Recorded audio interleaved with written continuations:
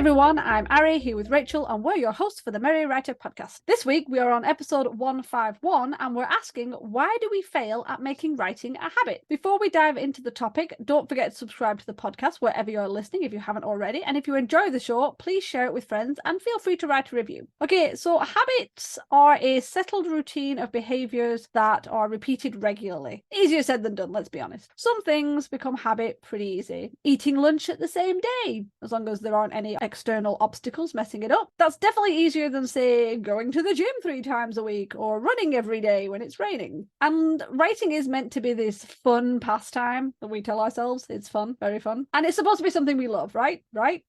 You know, we sink into our worlds, we visit our characters, we get caught up in the intrigue and the mystery. But just because we enjoy something doesn't mean it's going to be an easy habit to create. It's just not automatically a thing. It should be, but it isn't. I think one of the biggest issues when it comes to making a habit out of writing is procrastination, which we did just talk about in episode 149. So if you haven't listened to that, go do so. It's full with just wonderful Ari and Rachel knowledge. I think the procrastination is caused by overwhelm because when we sit down to write a book, most people, especially if you've never written anything in your life before, most people think that when you sit down to write a book, you sit, you write, boom. It's a story, whatever. And then when you realize the amount of work that goes into it, the actual writing and rewriting, editing, revising, proofreading, talking to beta readers, talking to editors, getting a book cover designer, and finding a publisher or figuring out how to self-publish, branding, marketing, all that fun stuff, we sit there and we wonder, why is there no instant gratification? I sat down, I did the thing, where is my reward?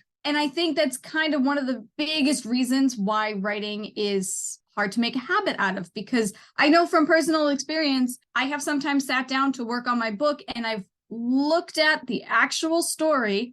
I've seen how much of it I've written or how little of it I've written, and I get overwhelmed because I'm just like, I'm never going to finish this. It's going to take me so long to finish this first draft. And then I got to go through at least like 3 rounds of edits. And then I got to figure out where to get an editor. I got to figure out this, got to figure out that. And then all these thoughts go spiraling down in your mind. And you just kind of sit there and think about writing rather than actually making any progress on it.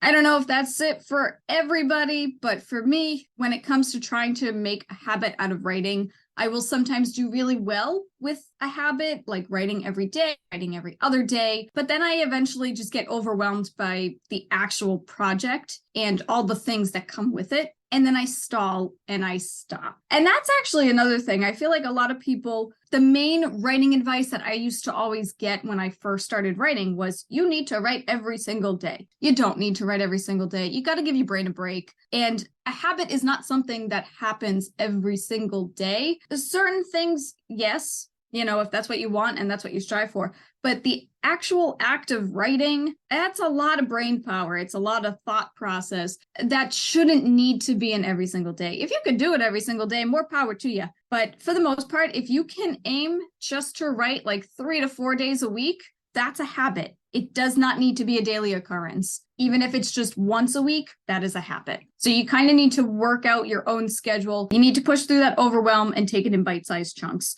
to help yourself form a writing habit. I think you're right. People hear writing habit and think, oh, I've got to hit this many word count a day or this much word count a week. You know, I have to write every day. And it doesn't. It could be like the gym where you go 3 times a week. Says me who doesn't go to the gym.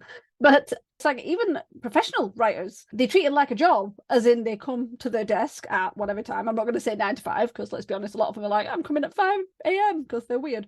But a lot of them do that, but then they don't work at the weekend because it's like a job, and then they spend time with their families. Whereas a lot of writers who aren't published or aren't doing, or, you know, are not professional, they're like, oh my God, I've got to write every day of the whole year. And it's like, you don't actually have to. And if you miss a day, it can totally derail you. And just moving on from the point what you said, like the instant gratification, because I think, especially nowadays, I think the instant gratification need has become so much more intense. We need it all the time. Our focus is short. our attention is short, we just want instant gratification. And we often think that writing is a very linear process, like learning the piano, you learn the chords, then you move on to simple pieces. This is me trying to remember how I learned the piano. And then, more complicated pieces, and then you start doing exams or whatever, or starting a business or starting an exercise routine. But it's not always like that, it's not this linear process, because there's so many pieces to it, and you've got to try and fit it into your life that's important.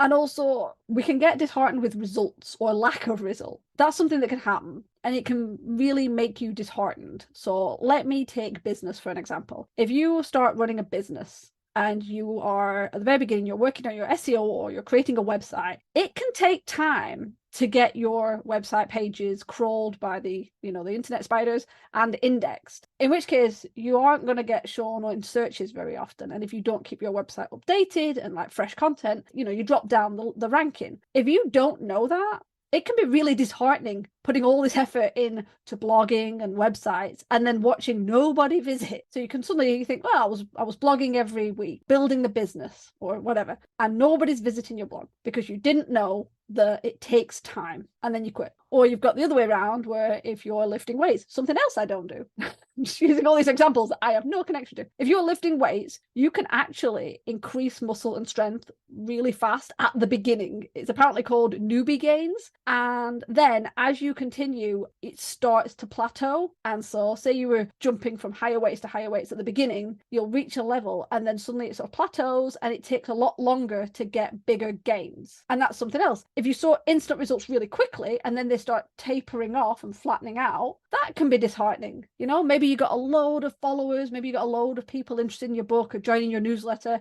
right at the beginning, and then it slows down. Or let's be honest, we're talking about writing here, aren't we? All that energy at the beginning when all your ideas are churning and you're like, yes, I know what I'm doing, and then it plateaus and you start getting the sagging middle, and you start having to fix the plot holes and all that, and suddenly that habit you were cultivating really well starts dropping off, and you're just like, ugh. Because when you come into your desk to sit down and do your writing, instead of being like, oh, I've got this really juicy scene, I've got this really cool dialogue that I can't wait to write, this like argument between the main characters or something, you've done that now, and now it's the more boring bit where you've got to flesh out your descriptions, and you've got to tie scenes together, and you've got to make sure that the beginning of the chapter strong, and it's not all way brilliant and exciting. Some of it is like, have I used the word strong too many times in this sentence? Can I think of another word for humble? And then suddenly you're spending way too much time on the thesaurus website because you're stuck in these little loops, and then you get bored of checking for words like felt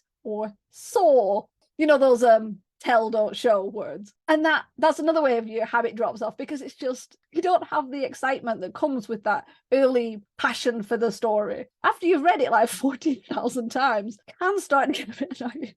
As I'm saying this, I'm just like, wow, massive epiphany. No, okay, everything that you just said is absolutely right, especially like when you talk about like the newbie gains and stuff. I think one of the bigger issues is that nobody knows what a habit is, because when you're writing and you need to actually write that first draft, your writing habits and your writing schedule is going to look vastly different from when you're actually editing, because it may take you a faster time to write a chapter than it is going to be to edit that chapter. So that's the other thing too. It's difficult to make habits because we don't realize how flexible we need to be when we create these habits. It's not just us creating a habit and writing 3 days a week. We need to teach ourselves, okay, this is going to be my habit for X amount of time. But when this stage of the writing process is over, I'm going to need to reconfigure this and figure something out. And you're basically like starting at square one again. And the other thing is, in terms of people not understanding what a habit is, people don't understand their own habits. When you go on the internet, when you go on social media, you go on author websites, you will see thousands of articles of writers being like, this is how I write my books step by step. This is the way I outline. This is the way I edit. This is what I do. That I wake up at the ass crack of dawn and, I work better in the mornings, blah, blah, blah, blah, blah. If you wake up at the ass crack of dawn, then you too will be a successful writer. No, you won't. If you're not a morning person, you're not going to write anything in the morning. I am a morning person. So yes, that actually does work for me,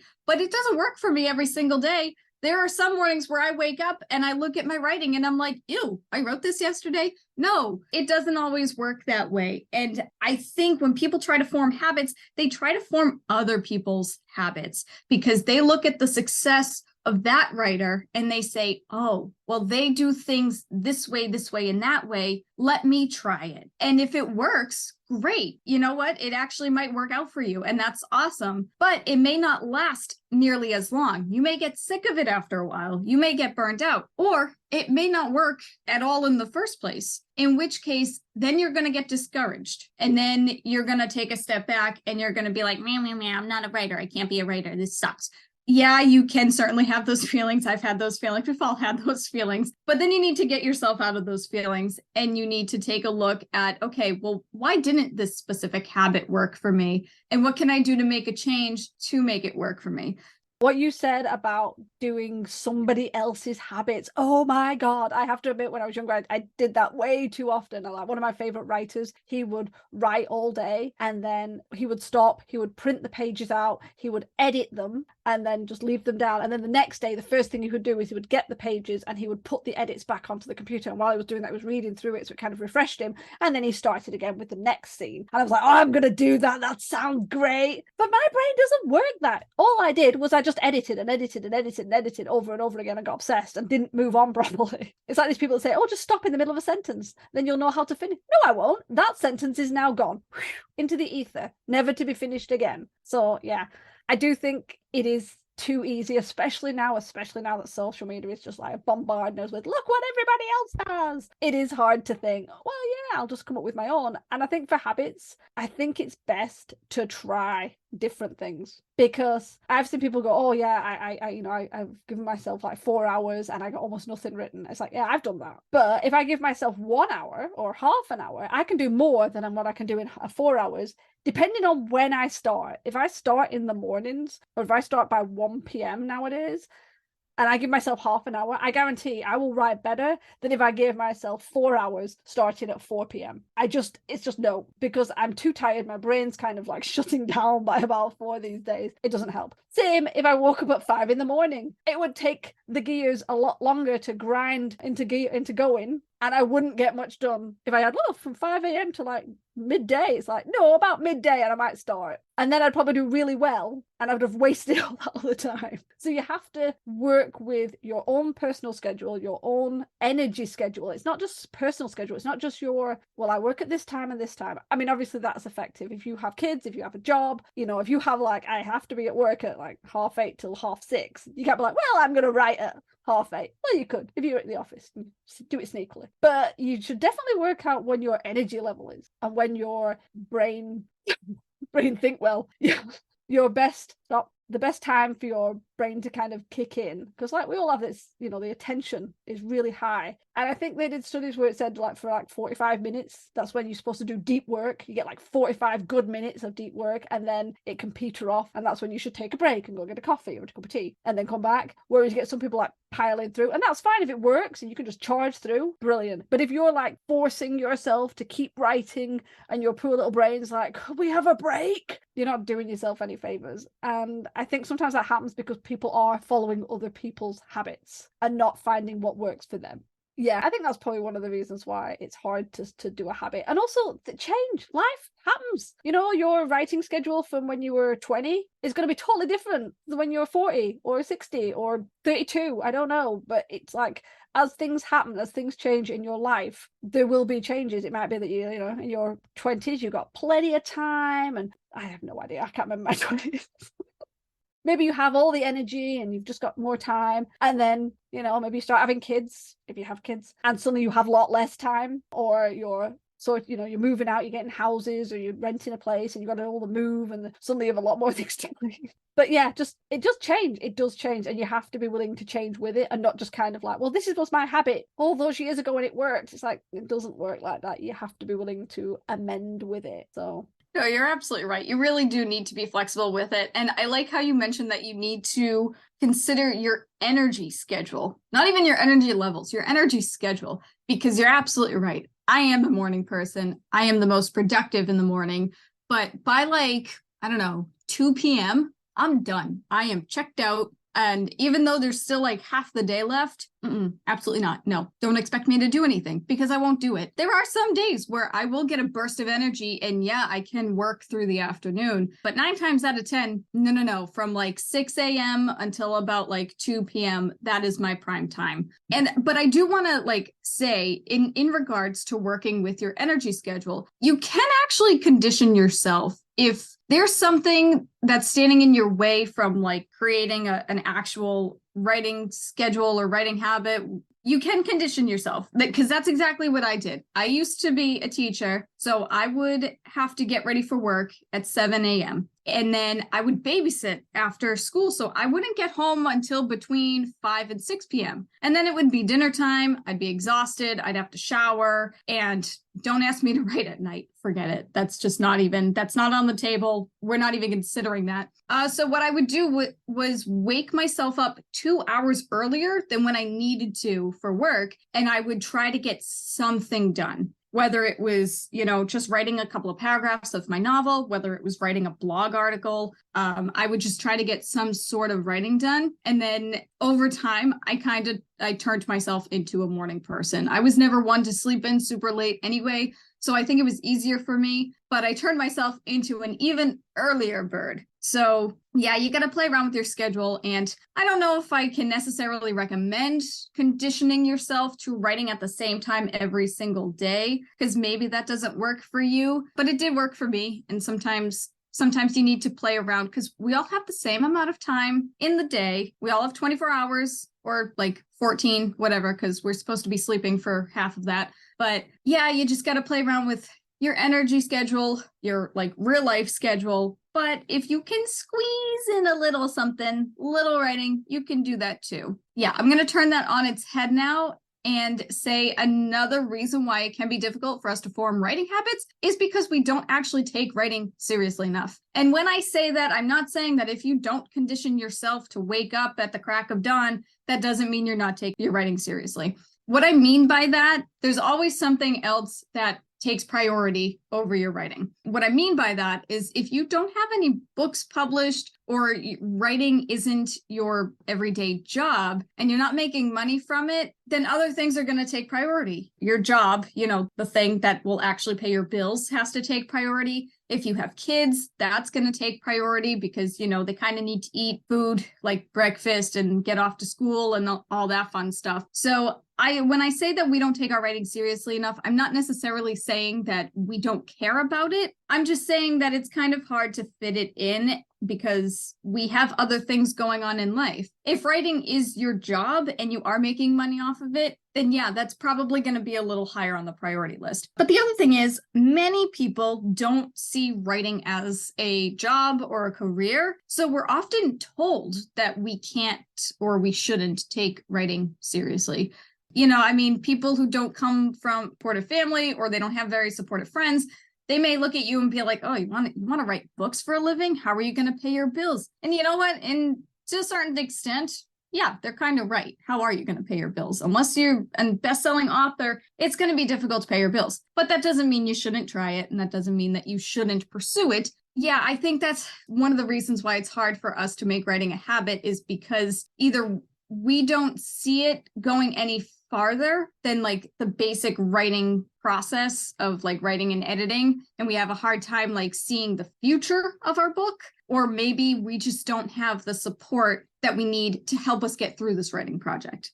Yeah, I think that makes so much sense because if you have people who don't really think about your writing as important, or even the fact that, as you said, we hear it all the time. If you're a creative, it's like, you can't make a real job out of that, or you're wasting your time doing that. It's like, how's the little book coming? You often get this kind of negative association of you're just wasting your time, or when are you going to get a real job and all this? And it gets in. I don't care what anyone says, it gets in. And then it becomes harder for you to think, I'm going to prioritize my writing, because there's all this thing that's like, oh wow, I'm going to prioritize that over this more important thing, and suddenly everything seems more important. It's not everything. Some of it might be, if your kids need picking up from school, go pick them up from school, that's probably important. But I have done that.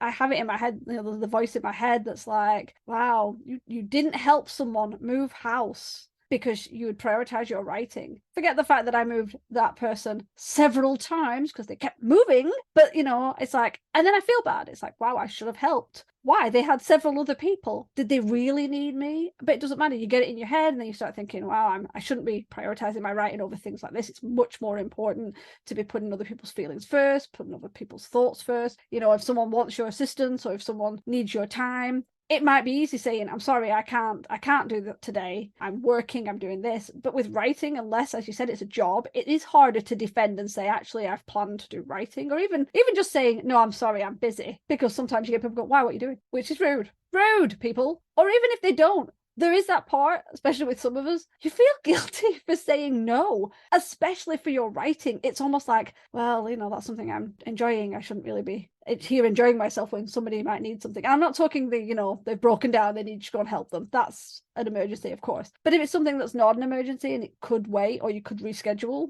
yeah, it is. I admit, I do find that I have the voice in my head that tells me I should not be prioritizing my writing over almost anything. And it's hard to teach yourself that it's okay to prioritize your writing, to schedule it into your life and defend it. But yeah, it is hard. It is hard. I feel like this is a therapy session right now. I know, right? But it's true though. It's very discouraging when people are like, oh, you want to be a writer? Or you get the opposite and they're like, oh, you want to be a writer? That's cool. You're going to make millions, because they don't realize, they don't understand the industry at all. So then you're just, it's awkward either way. You're just kind of staring there and you're just like, yeah. And then people are like, well, what's your book about? That's a whole other can of worms that we're not going to discuss right now, which I think we actually already did discuss in another episode, now that I think about it. I'm just going to add, the person coming up being all like, oh my God, you're writing a book? They're usually the one that won't buy it either. Yeah, exactly. But we'll skip right past that one too. Okay. But they'll have no trouble telling everybody that they know an author. Oh, yes. Oh, God. We're going to have to make a whole episode about that. I know, yeah. We love people, guys. Don't worry. Okay, with that, we'll turn over to you guys. Have you managed to make writing a habit or not? Do let us know your answers in the comments so we can chat about it. Remember, we release new episodes every Wednesday. Next week, we'll be discussing terms you should know in the writing industry. To ensure you don't miss it, hit the subscribe button on your way out. And as always, thanks for listening to the Merry Writer Podcast. See you next week. This podcast is brought to you by Writing Distractions. We're stalling on our wit. The music, titled Inspired, is by Kevin MacLeod, licensed under Creative Commons 4.0.